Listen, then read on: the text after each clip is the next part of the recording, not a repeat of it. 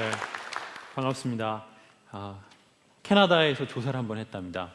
사람들이 공포를 느끼는 가장 위험한 순간이 어떤 경우인지. 여러분은 어떤 때 공포를 느끼세요? 지금 이 순간이죠. 근데 제가 구체적으로 한 사람에게 질문을 드리면 공포를 느끼게 되어 있습니다. 외국 사람도 비슷합니다. 외국 사람이 가장 공포를 느낄 때가 4번이랍니다. 깊은 물에 들어갔을 때, 높은 곳에 올라갔을 때, 어두운 밤에 혼자 있을 때. 제일 공포를 느끼는 때가 언제일 것 같습니까? 네? 얘기하고 틀리면 욕 먹으면 됩니다. 그냥 어차피 인생 정답인 것 같아요. 대중 앞에서 말하라고 할 때래요. 여러분, 외국 사람도 그때가 힘들답니다. 그럼 우리 한국 사람들은 대중 앞에서 말하라고 하면 얼마나 이게 어렵겠습니까? 손은 어떻게 해야 될지. 그래서 사람들은 저에게 물어봐요. 선생님, 교수님, 제가 사람들 앞에서 프레젠테이션을 하는데요, 손을 어떻게 해야 되나요? 앞으로 해야 되나요? 뒤로 하나요? 잘라버릴까요?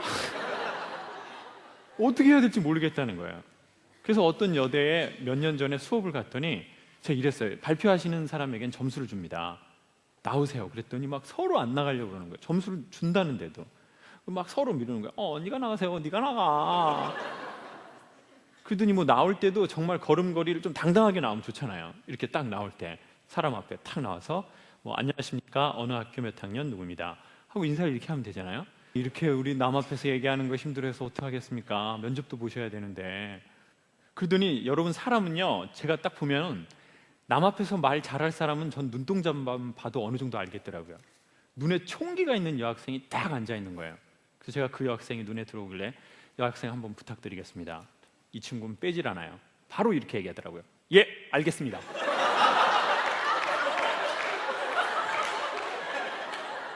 걸음걸이도 좋더라고요. 인사도 딱 벌써 할 줄 알더라고요.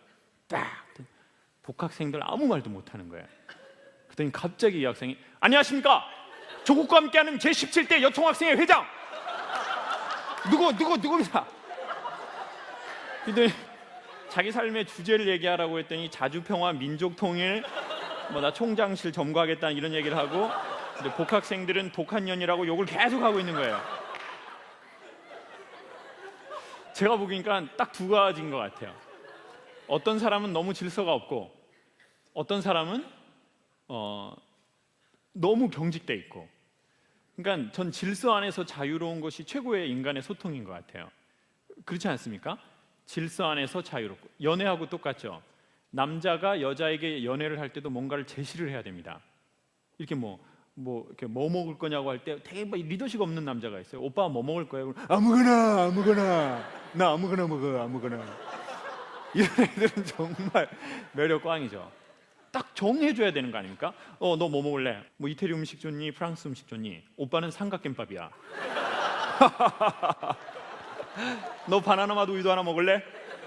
그리고 이렇게 평범하게 따지 말고 엄지로 이렇게 빡 이렇게 따가지고 그렇게 해주면은 얼마나 저 오빠가 리더십 있구나.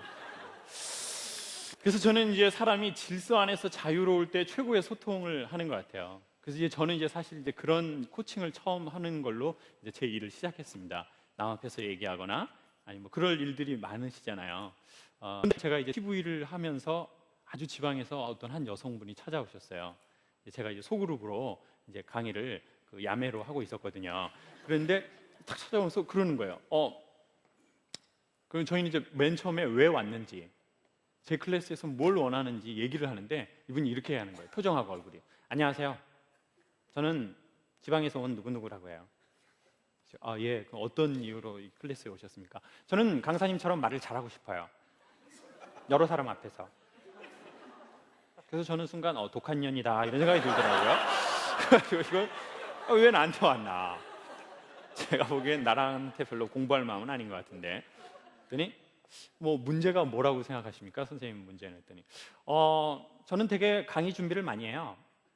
그런데 사람들이 제가 얘기하면 되게 잘났다라고 얘기를 하더라고요.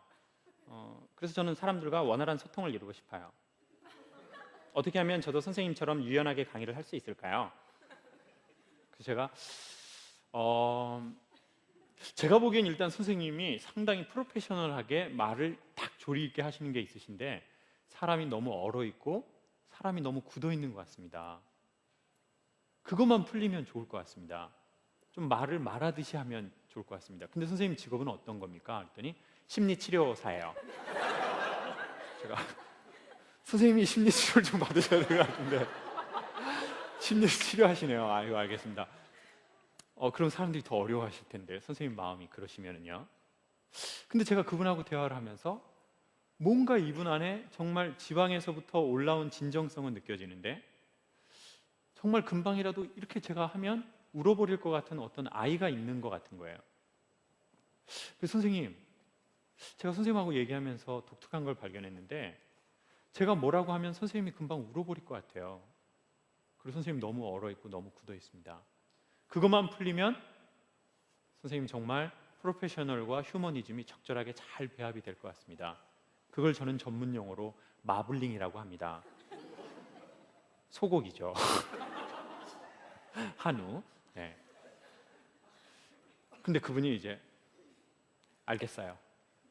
그러시더니 내려가고 또 그 다음 주가 되셔서 그분이 스피치 할 때가 됐는데 이런 얘기를 하시는 거예요. 저는 오늘 남편에게도 하지 않은 얘기를 하고 싶어요. 사실 저는 제 안에 12살짜리 아이가 있습니다. 그러니까 이제 사람들이 대여섯 명이 저게 무슨 말인가 이러고 있는데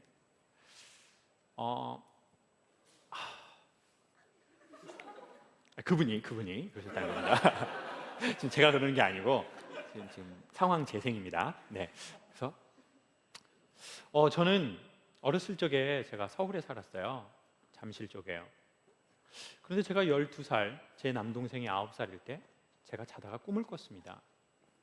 근데 귀신이 저를 막 쫓아오는 거예요.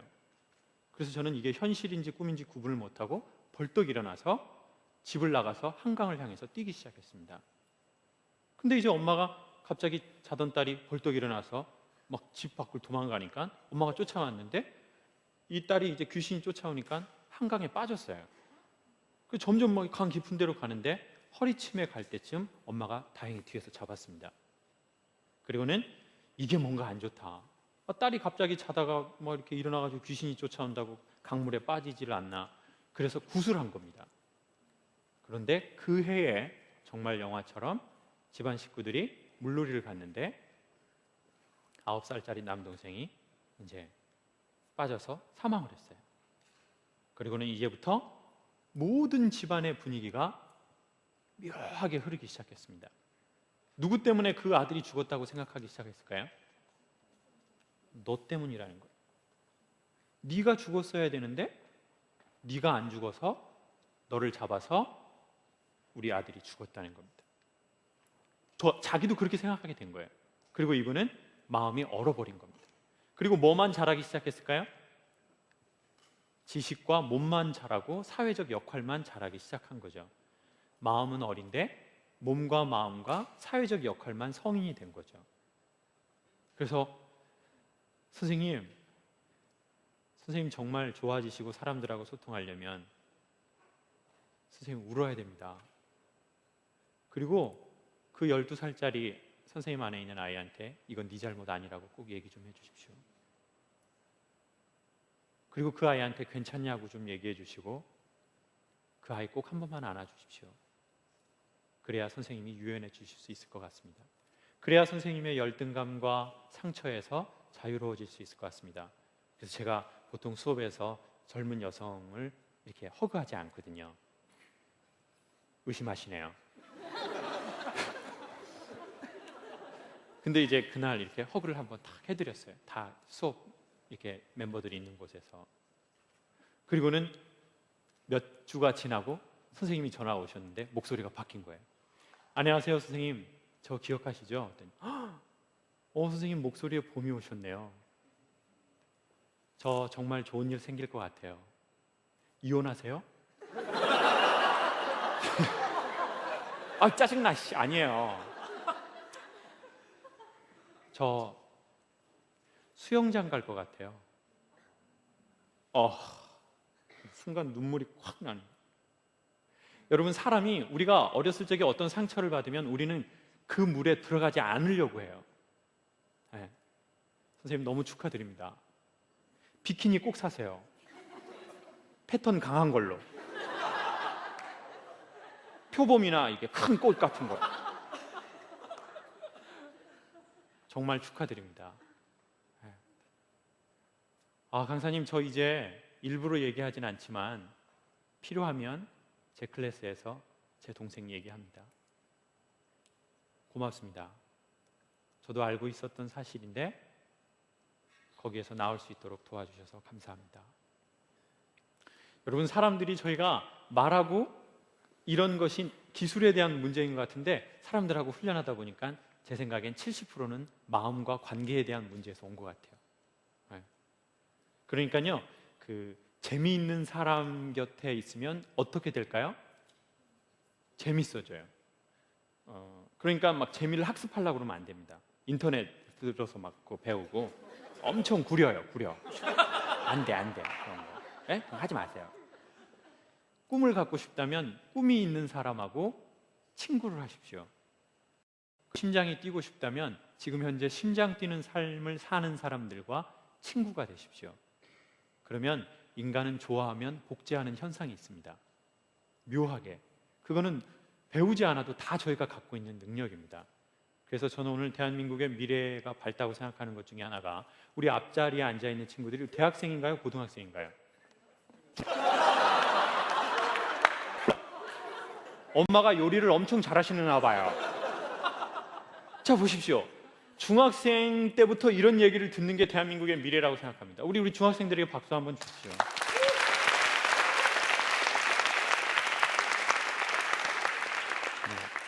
우리 친구들 웃지만 웃는 게 아닌 것 같아요. 여러분, 혹시 우리 안에 그런 어린아이가 있다면 괜찮냐고 한 번만 해주십시오. 이거 하고 전 마칠게요.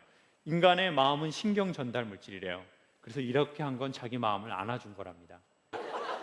그리고 이렇게 하면 좋아진대요.